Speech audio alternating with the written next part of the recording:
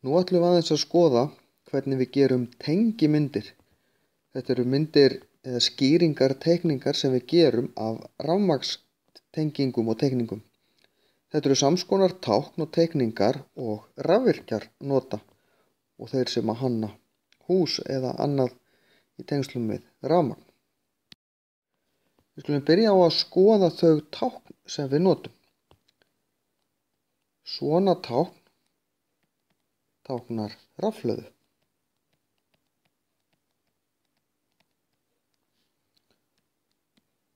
Svona tákn táknar spennumæli.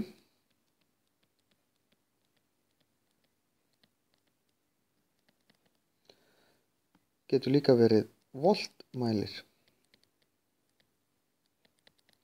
Spenna er mæld í voltum. Þetta er straummælir.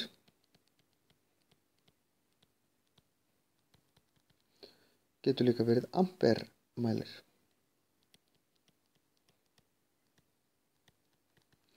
Þar sem að straumur er mældur í amperum. Þetta er pera.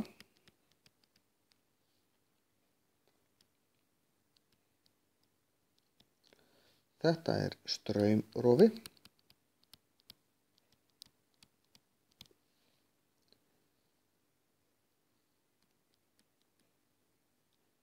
Þetta er viðnám.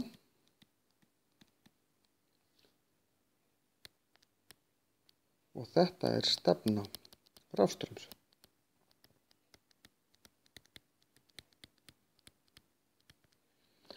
Það er ágætt að vera með bókina opna fyrir framan sig þar sem þessi tákn eru eða vera búin að punta þau hjá sér.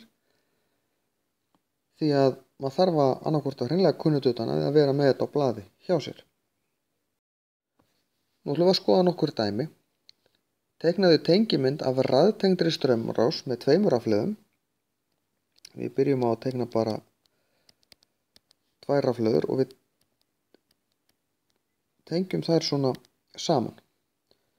Svo klárum við að tengja hérna bara víra og í öllum þessu myndum þá megum við teikna í raun eins mikið af vírum og við getum. Og við að hafa þetta raðtengt, það þýðir að það er bara ein leið fyrir rafeindirnar að fara.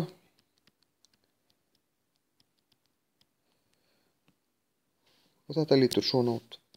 Ein leið, þetta er raðtengt. Ef við tökum eina peru úr þá slokknar á hinum. Skulum við kíkja á næsta dæmi. Hliðtengd straumrás með 3 rafhlöðum, 4 perum og straumrofa. Í þessu dæmi ætla ég að hafa rafhlöðurnar samt raðtengdar. Ég ætla að hafa perurnar hliðtengdar. Og hér eru rafhlöðurnar komnar. 1, 2, 3. En ég á að hafa straumrofa sem ég ætla að setja bara hér. Ég hefði alveg skilt að teikna hérna hinum megin. Og svo eiga perurnar að vera hliðtengdar hjá mér.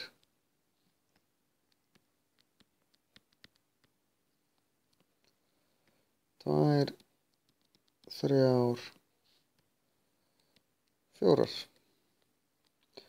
Ég hefði alveg getað teiknað rafhlöðurnar svolítið þéttar og haft myndin alla mjórri. Það skiptir í raun engu máli. Það sem skiptir máli hér er að perurnar eru hliðtengdar. Ef ég tek eina úr eða ein bilar þá hefur það ekki áhrif á. Hinar það slokknar ekki á þeim. Nú erum við að teikna tengimynd af straumrás sem hefur 2 rafhlöður, 2 perur sem eru raðtengdar og aðrar 2 sem eru hliðtengdar. Þetta getur hljómað svolítið flókið. En við byrjum á að teikna bara 2 rafhlöður.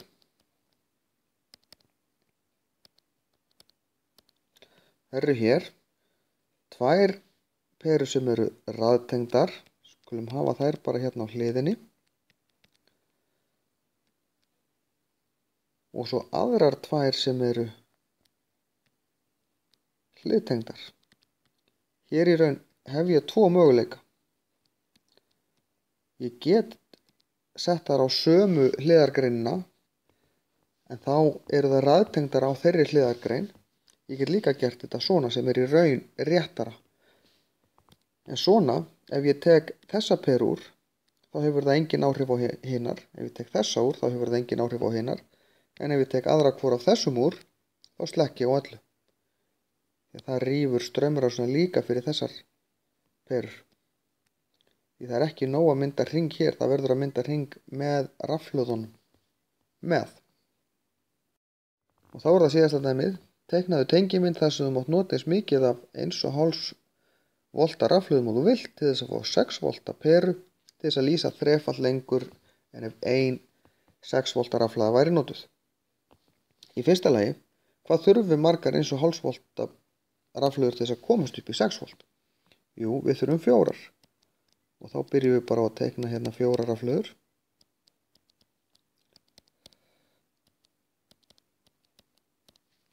Hérna er komin 1, 2, 3,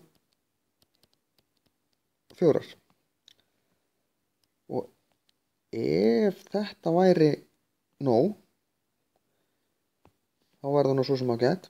En þetta lýsir bara eins og ein 6 volta rafhlaða, en við eigum að fá þetta til þess að lýsa þrefalt lengur. Þá þurfum við annað svona unit.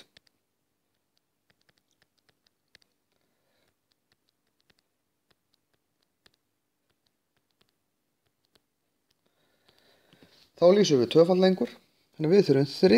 uniti til þess að fá 3-falt lengur.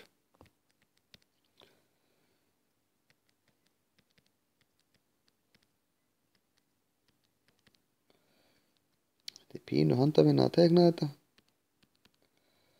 Það er engin undankomu leið í því. Nú erum við komið 3-falt, þannig að hér erum við með 6 volt sem að endast á 3-falt lengur því að leiðum við hliðtengjum rafhlöður. Þegar við búum til svona hvern legginn á fætur öðrum, þá erum við að hliðtengja.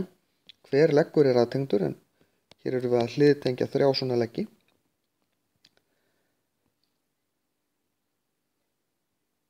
Og við ætlum að setja síðan á þetta eina peru sem er 6 volt.